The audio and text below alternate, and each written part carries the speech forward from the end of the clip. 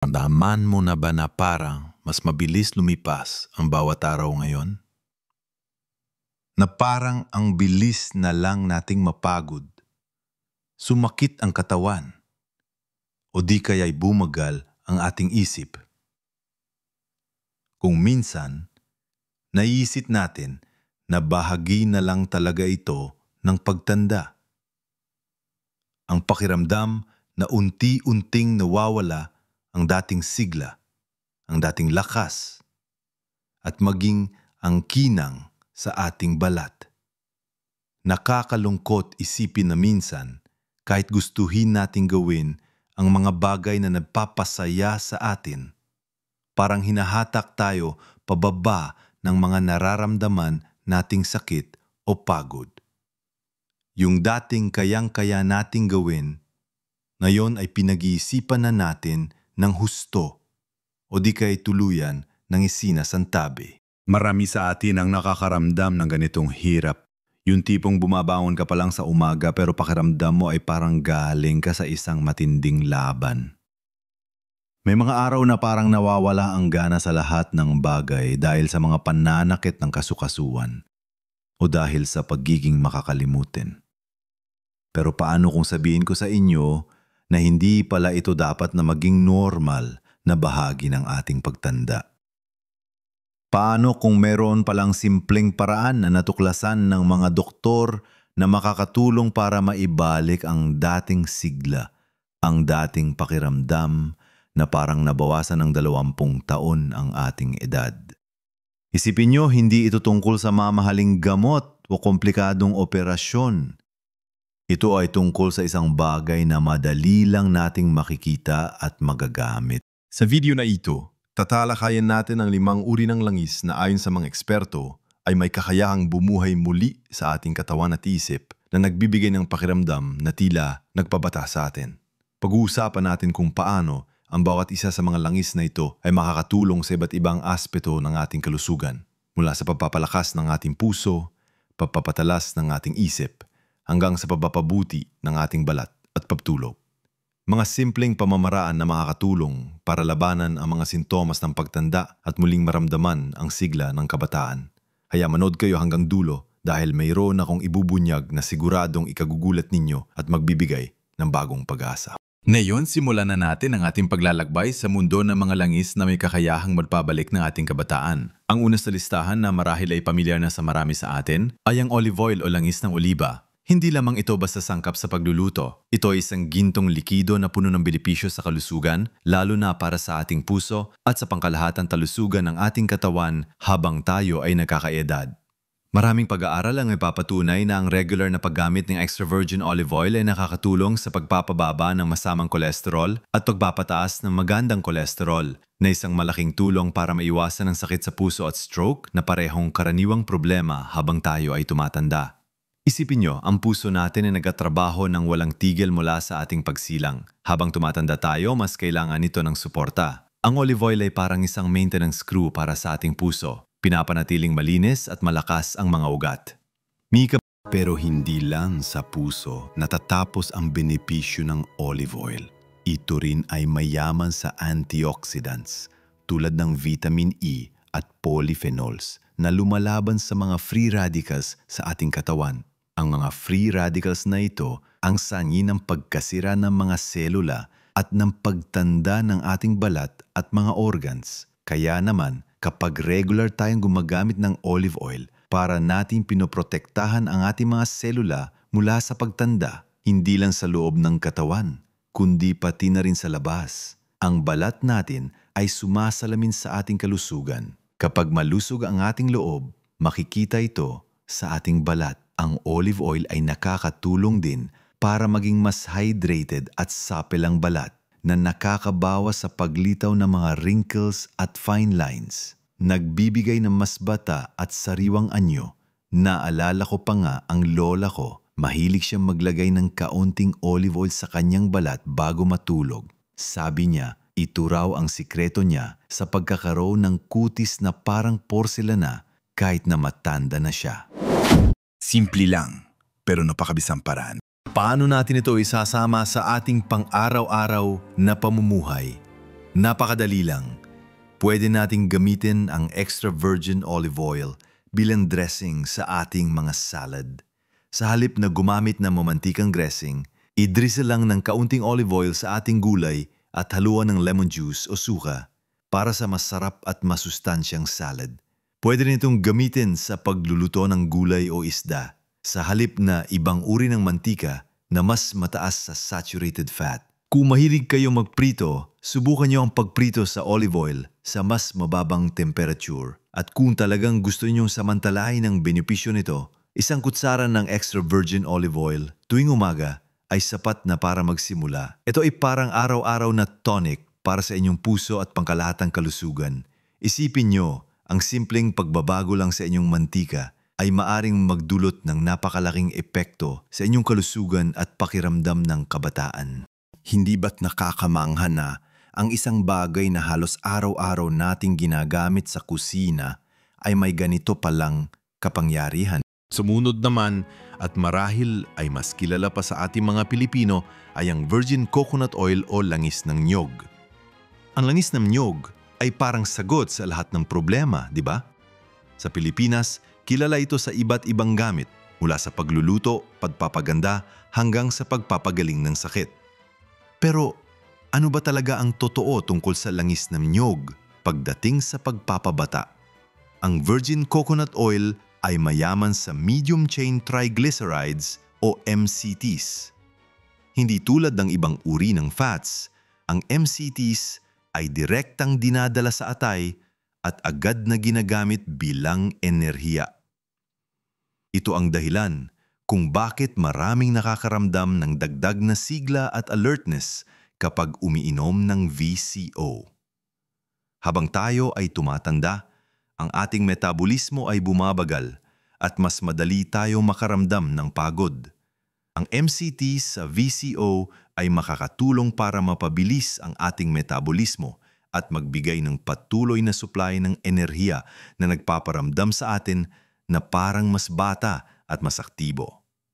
Bukod sa enerhiya, ang virgin coconut oil ay mayroon ding lauric acid na may malakas na antibacterial, antiviral at antifungal properties. Ito ay nanggangahulugang nakakatulong ito na labanan ang mga impeksyon sa ating katawan na mahalaga habang humihina ang ating immune system sa pagtanda.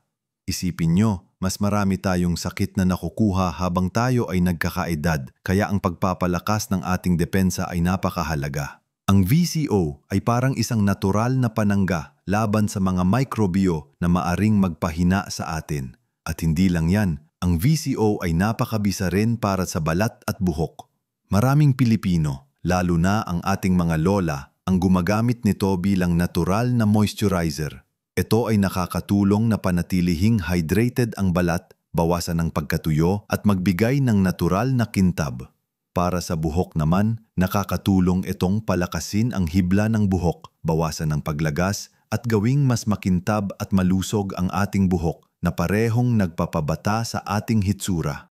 Paano natin to isasama sa ating pang-araw-araw na pamumuhay? Ang pinakamadaling paraan ay ang pag-inom ng isang kutsara ng virgin coconut oil tuwing umaga bago kumain. Kung hindi kayo sanay sa lasa, pwede itong ihalo sa inyong kape o tsaa. Ang iba naman ay ginagamit ito sa oil pulling, kung saan iniikot ang langis sa bibig sa loob ng 10 to 15 minuto bago idura. Sinasabing nakakatulong ito sa oral hygiene at pag-detoxify. Para sa balat, pagkatapos maligo, magpahid ng konting VCO sa inyong katawan habang basa pa ang balat para ma-lock in ang moisture. Para sa buhok, ipahid ang VCO sa inyong anet at buhok bago maligo at hayaan itong nakababad ng 30 minuto o magdamag bago banlawan. Makikita ninyo ang pagkakaiba, mas malambot, mas makintab, at mas malusog na buhok. Mula sa loob hanggang sa labas, ang virgin coconut oil ay isang powerhouse ng kabataan at kalusugan na madali nating magagamit. Ngayon na napag-usapan na natin ang tungkol sa olive oil at virgin coconut oil, lumipat naman tayo sa susunod na langis na may malaking benepisyo, lalo na pagdating sa ating utak at kasukasuan.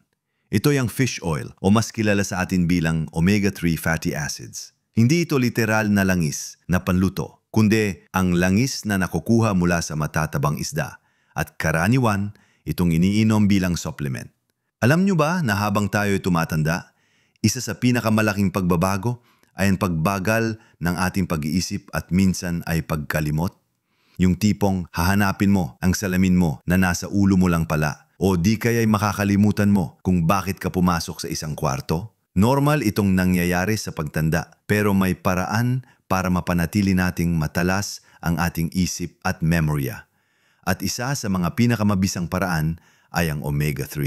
Ang fish oil ay mayaman sa dalawang uri ng omega-3 fatty acids, EPA, eicosapentaenoic acid, at DHA, docosahexaenoic acid.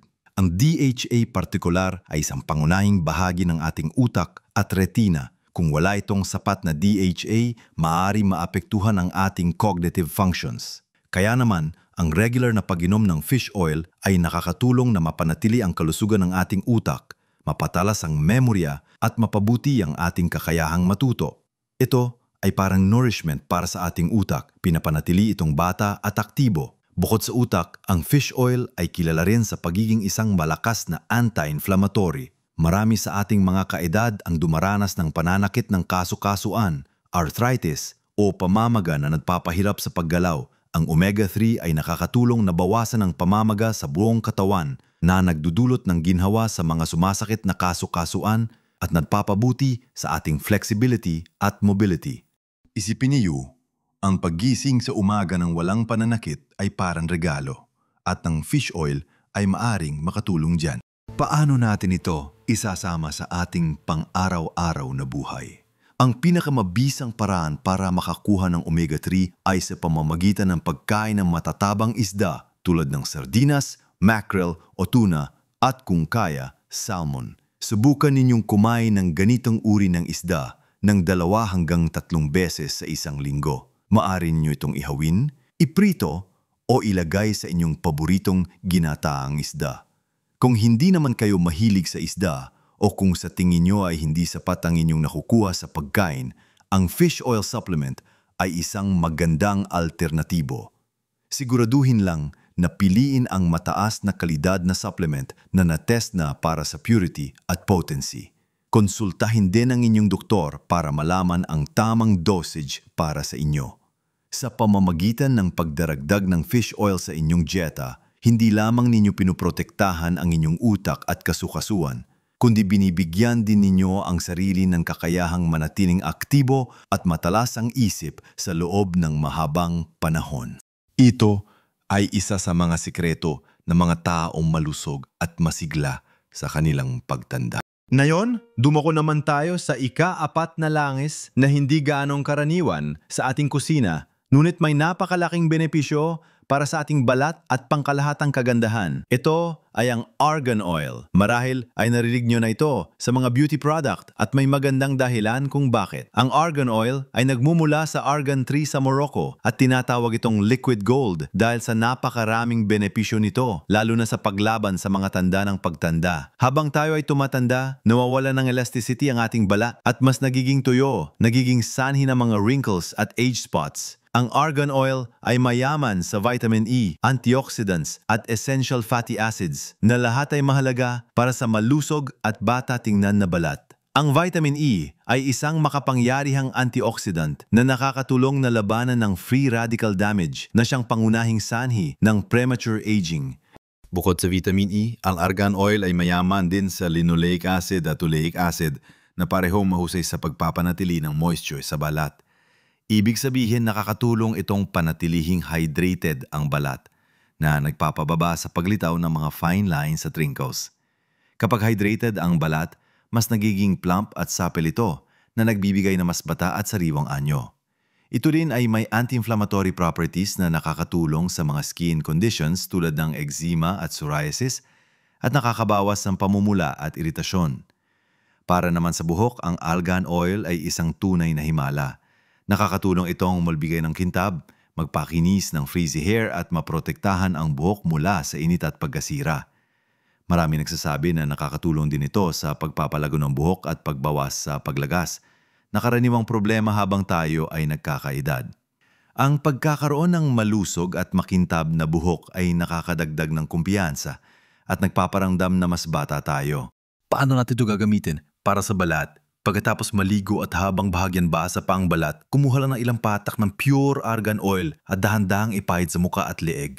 Maaari rin itong ipahid sa buong katawan, lalo na sa mga tuyong bahagi tulad ng siko at tuhod. Gawin itong bahagi ng inyong nightly routine. Hindi ito bumabara sa pores, kaya angkop ito sa lahat ng uri ng balat.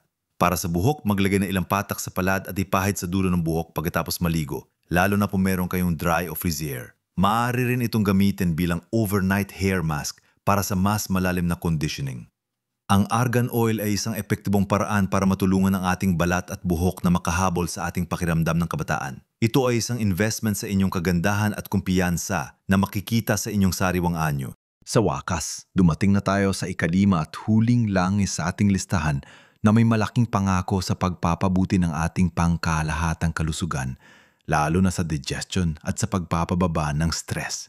Ito ay ang flaxseed oil o langis ng buto ng flax. Marahil ay hindi ito kasing sikat ng olive oil o coconut oil sa ating kusina, ngunit ang mga benepisyo nito ay hindi dapat baliwalain. Ang flaxseed oil ay isang powerhouse ng alpha-linolenic acid, ALA, na isa ring uri ng omega-3 fatty acid.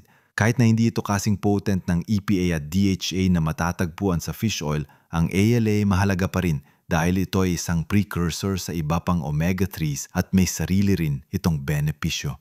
Isa sa pinakamalaking suliranin habang tayo ay nagkakaedad ay ang pagbagal ng ating digestive system na madalas ay nagdudulot ng constipation at bloating. Ang flaxseed oil ay isang natural na laxative na nakakatulong sa pagpapaluwag ng dumi at pagpapanatili ng regular na pagdumi. Kapag maayos ang ating digestion, mas maganda ang pakiramdam natin, mas magaan ang ating katawan, at mas nababawasan ang bloating na nakakadagdag sa pakiramdam ng kabataan. Bukod sa digestion, ang omega-3 sa flaxseed oil ay mayroon ding anti-inflammatory properties na nakakatulong sa pagpapababa ng pamamaga sa buong katawan. Hindi lamang ito para sa kasukasuan, kundi pati na rin sa internal inflammation na maaaring magdulot ng iba't ibang sakit. Ang pagbaba ng inflammation ay nakakatulong sa pangkalahatang pakiramdam ng ginawa at kalusugan. Bukod pa rito, may ilang pag-aaral na nagpapaiwatig na ang omega-3s ay nakakatulong din sa pagpapabuti ng mood at pagbabawas ng sintomas ng depresyon na minsan ay nararanasan habang tayo ay tumatanda. Ang pagkakaroon ng mas magandang pakiramdam at pagiging mas positibo ay tiyak na mapaparamdam sa atin na mas bata at mas masigla. Isipin niyo, ang simpleng pag-aalaga sa inyong digestive system at mental health ay maaaring magdulot ng malaking pagkakaiba sa inyong kalidad ng buhay. Paano natin ito isasama sa ating pang-araw-araw na pamumuhay? Ang flaxseed oil ay hindi angkop para sa pagluluto sa mataas na init dahil madali itong masira. Mas mainam itong gamitin sa mga hindi nalulutong pagkain. Maaari kayong maglagay ng isang kutsara ng flaxseed oil sa inyong umagaan, ihalo sa yogurt, oatmeal, o sa inyong paboritong smoothie. Maaari din itong gawing dressing sa salad, haluan lang ng lemon juice, o suka para sa masarap at masustansyang dressing. Ang iba naman ay direkta itong iniinom, isang kutsara tuwing umaga. Mahalagang itago ang flaxseed oil sa ref upang mapanatili ang freshness nito dahil madali itong mag-oxidize. Sa pamamagitan ng pagdaragdag ng flaxseed oil sa inyong dieta, nagbibigay kayo ng mahalagang suporta sa inyong digestive system at sa inyong mental at emotional well-being na mahalaga para sa isang malusog at masiglang pagtanda. Ito ay isang simpleng hakbang na may malaking epekto. Ngayon na pag-uusapan na natin ang 5 kahangahangang langis na maaaring makapagpabago sa inyong pakiramdam at magbigay ng bagong sigla. Nagsimula tayo sa olive oil, ang gintong likido na nagpoprotekta sa ating puso at balat. Sumunod ang virgin coconut oil, ang powerhouse ng enerhiya at kagandahan na napakapamilyar sa atin. Pagkatapos ay fish oil, ang utak at joint booster na nagpapanatili sa atin na matalas at walang sakit. Sinundan ito ng argan oil, ang liquid gold para sa ating balat at buhok na nagpapabata ng ating anyo. At panghuli ang flaxseed oil, ang sikreto sa maayos na digestion at magandang mood. Isipin niyo, hindi kailangan ng malalaking pagbabago para maramdaman ang pagkakaiba. Ang bawat patak ng langis na ito, kapag isinama sa inyong pang-araw-araw na routine, ay parang isang maliit na pamumuhunan sa inyong sarili, sa inyong kalusugan, at sa inyong kaligayahan. Hindi ito tungkol sa pagbalik sa edad na 20, kundi sa pagbabalik ng sigla, lakas, at kumpiyansa na tila naramdaman mo nung 20 ka. Yung pakiramdam na kaya mo pa rin gawin ang mga gusto mo. Yung pakiramdam na masigla kapag gising. At yung pakiramdam ng iyong balat at buhok ay may natural na kinang. Maraming salamat sa inyong panonood at pakikinig. Sana ay marami kayong natutunan at nabigyan ng inspirasyon na subukan ang mga simpleng paraan na ito. Gusto kong marinig ang iyong mga karanasan. Ibahagi ninyo sa comment section kung alin sa mga langis na ito ang susubukan ninyo o kung mayroon na kayong nasubukan sa mga ito at ano ang naging epekto sa inyo. Ang inyong mga kwento ay makakatulong sa iba pa nating mga kaedad na naghahanap din ng paraan para bumalik ang sigla. Kung nagustuhan nyo ang video na ito at naramdaman ninyong nakatulong ito sa inyo, huwag kalimutan i-like ang video na ito. Ang pag-like ninyo ay malaking tulong sa amin para maabot pang mas maraming tao na nangangailangan ng ganitong impormasyon. At syempre, kung hindi pa kayo subscriber ng ating channel, huwag kalimutang mag-subscribe. Pindutin lang ang subscribe button at ang bell icon para lagi kayong updated sa ating mga bagong video na puno ng mga tips at payo para sa malusog at masayang buhay. Patuloy tayo magbahagi ng kaalaman at mabigay ng inspirasyon sa isa't isa para mas mapaganda pa ang ating mga buhay. Tandaan ninyo, ang edad ay numero lang. Ang mahalaga ay ang pakiramdam natin sa bawat araw. Ang bawat taon ay isang pagkakataon para matuto, lumago at mamuhay ng buo at puno ng sigla. Hindi pa huli ang lahat para sa pagbabago. Simulan na natin ngayon ang paglalakbay tungo sa isang mas malusog, mas masaya at mas masiglang bersyon ng ating sarili. Mamuhay ng buo, puno ng sigla, anuman ang edad. Hanggang sa muli.